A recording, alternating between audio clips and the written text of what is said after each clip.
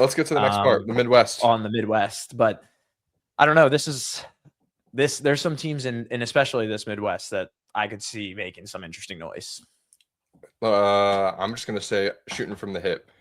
You like SLU? I do. I don't like them beating Michigan, so that's not a No. team I think I could see making the Sweet 16. But No. honestly, Ethan, I'm gonna put Akron up there. I know there's been a lot of talk about the the Oh, MAC, wait. I like that matchup, actually. about how bad the MAC has been this year. Yeah. But this Akron team, they play really well, and obviously they didn't win the MAC. They're Correct? 3-point. Who won the MAC? I know. I think they did. Didn't Look they? it up. Or no, Look they it up real did. quick. They did win the MAC. Yeah, they did did. win the MAC. I just But they're looked it playing a up, Texas Tech team without JT Toppin. and they're the shortest team in the field that also shoots like an insane amount of threes. 11 makes per Yes. game. That's just top 10 in D1. You've talked about them before, so I'll let you go. Wax poetically, but you're right. Texas Tech is very weak. Yeah, and again, I think this is where we start to see some of these one-hit wonders possibly. And this Akron team, they are the best. And I said this in the past. This Akron team is the best team coming out of the MAC. Obviously, where you've got a 20-point scorer on their team. That's like checkbox number one. Like, you love to see that. Somebody you can get the ball. Tabari Johnson. Let's pull up their KenPom and see how good they are. It's not going to be great. Like, I'm going to tell you right now, it's not going to be great, but it's going to be better than some of these other teams. They're 64th and 54th on offense. That's not too bad. Like a team, so 54th on offense, that's better than, let's start from the top. That's better than Nebraska. Nebraska's 55th. That's better than Clemson. They're 71st. That's better than TCU. They're 81st. That's better than South Florida. Like, they have the offense to possibly shoot their way into a second weekend. So that I could potentially see the Zips making some noise, especially with give me some LeBron Instagram videos of him rooting on his Zips. Yeah, right? And that'll be his new college that he claims for like literally no reason. But I mean, just a kid from Akron, though. Just a kid from Akron. Yeah, just a kid from Akron. I like that pick there, and this is one of those things where you're like, oh, Texas Tech without JT Toppin, they're going to be terrible. We don't necessarily. No, I never said that. No. I just want to throw it out there. It's just because I think that might be one of the bigger 12-5 picks. So just something to keep track of. I do agree. Akron is very good. Another matchup actually is the one right below it. Bama Hofstra. Bama was pretty weird this year. They're a talented team. They have some good shooting. Just like Bama has had the last couple of years, but no one that really takes the game over as a differentiator. And Hofstra is pretty damn good. They have a cool backcourt name of Cruz Davis. That's what this guy's name is, Cruz Davis, and Preston Edmead. Just some random college basketball names. They combine for 36 points and 9 assists and don't come off the floor. That's a recipe that we see in the tournament all the time. 2 guards going nuts that just play their asses off. They don't come off the court. They give it their all, and then they get smoked in the next round. But I kind of think Hofstra could be interesting. They beat Pittsburgh and Syracuse this year. They have played good teams. Like, they lost to Temple and they lost to UCF. UCF is in the tournament, but they only lost by 4. So they have played some decent competition this year. Bama, again, is in a really solid conference, just like Texas Tech, actually. SEC and the Big 12 are the top of the spear, kind of, in terms of, like, performing in the tournament recently. But I don't know. I think Hofstra could be interesting, Davis. I'm not sure. Yeah, I would like to say thank you to Hofstra because I had parlayed my Cam Young to win the Players, which did hit tonight. That was pretty nice. With a Hofstra money line at some point. I had to throw it in. I think there. It was their semifinals, so that was nice. But this Alabama team has a top 15 pick in LeBaron Philon. He's not too. He averages like 20, 21-ish. Mm-hmm. But other than that, I don't think this is your normal. This isn't Mark Spears Alabama or the tall white guy. What was his name? Yeah, no, I know who you're talking about. I know who you're talking about. Do they get past Hofstra? Yes. It looks like the spread on that game is 16.5 or 13.5 early. I agree with you. I could see it being a close-ish game, but I don't think they're going to be able to come out with a win. But I mean, Could you see? I think an Akron Alabama matchup in the second round would be awesome. That would be I'm really just saying fun. that right now. I don't know. I need to look into Akron a little bit more. I think that the Texas Tech is good. Like Texas Tech is a good basketball team. Yeah. But sometimes when you're making these picks, like you obviously don't just always want to take the favorites, and you're just betting on basically can a team play hot, or can another team play cold? Can they keep it up? I mean, if you're going to shoot that well, you got to play 40 minutes of it, right? Yep. And you've got a 29 win Akron team who can shoot the ball. So I don't mind it. That game's down in Tampa. Yeah. I wonder what time I think the time of the games come out tomorrow. So I'd be curious to see what that game would be, just because I could smell that being like a 1:30 during work. You know what I mean? That would be awesome. That would be awesome. Yep. Let's get to the bottom part of the bracket though, because this is one of my bigger questions of the entire tournament landscape. Miami of Ohio, they're in.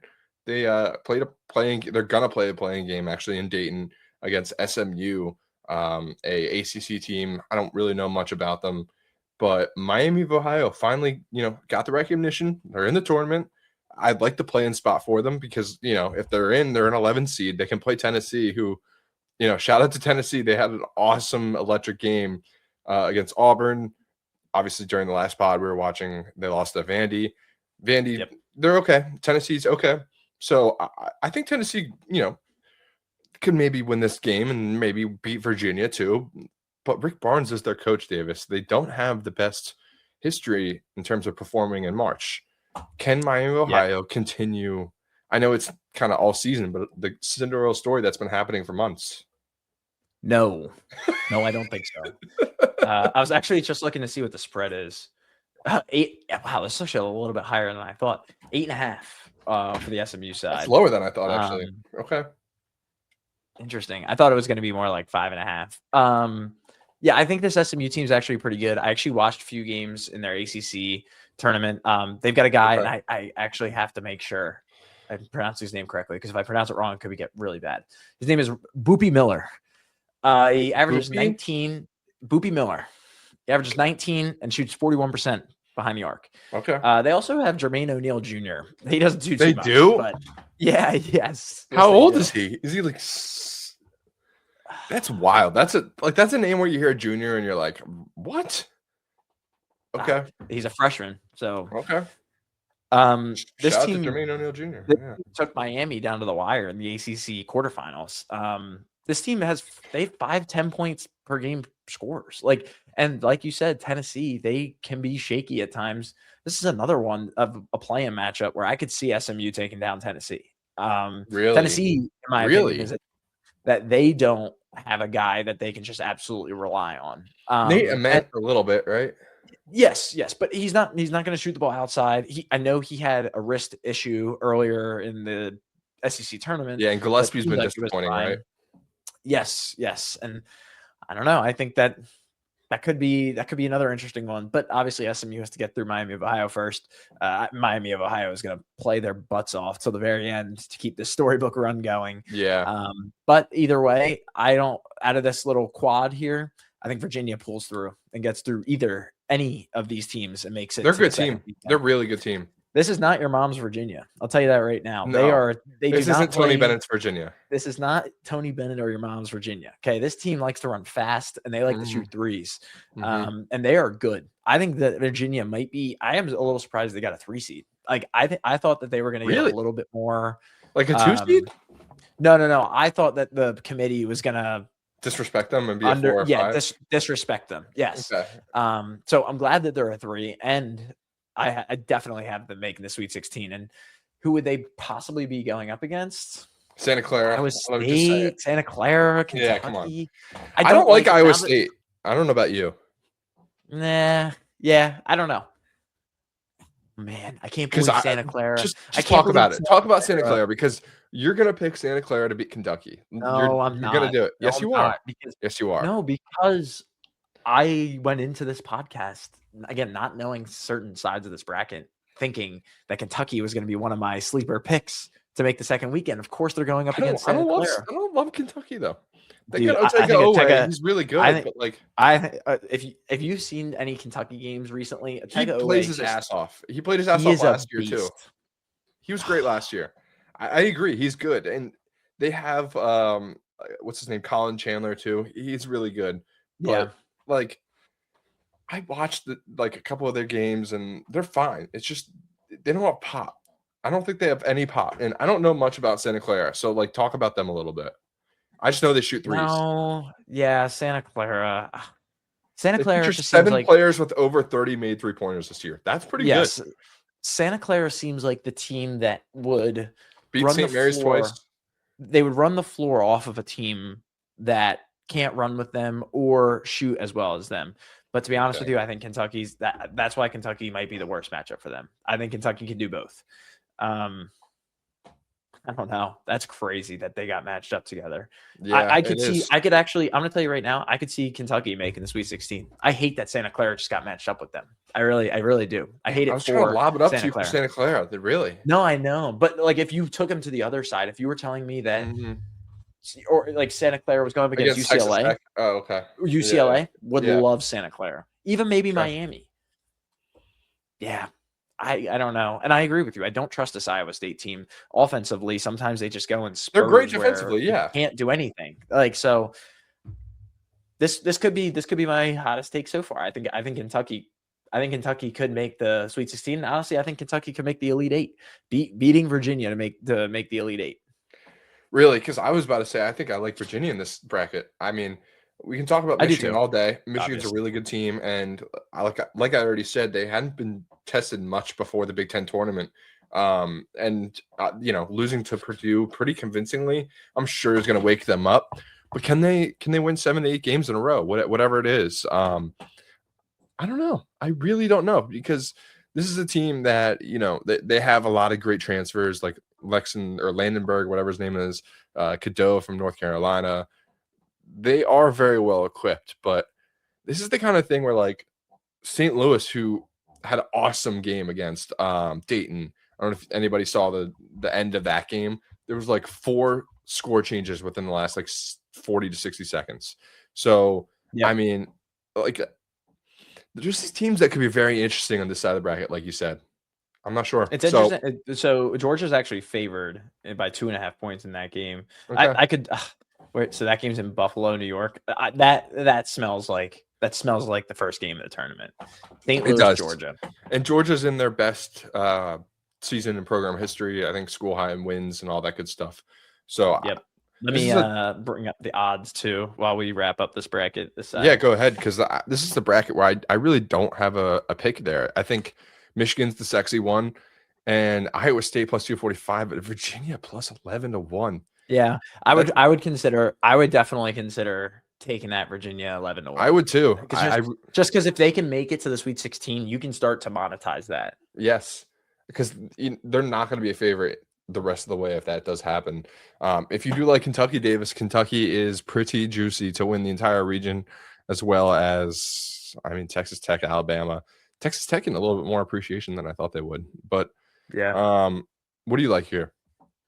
Yeah, I would have to go with Virginia. Virginia would actually probably be one of my best bets so far. Me too. I was about to say.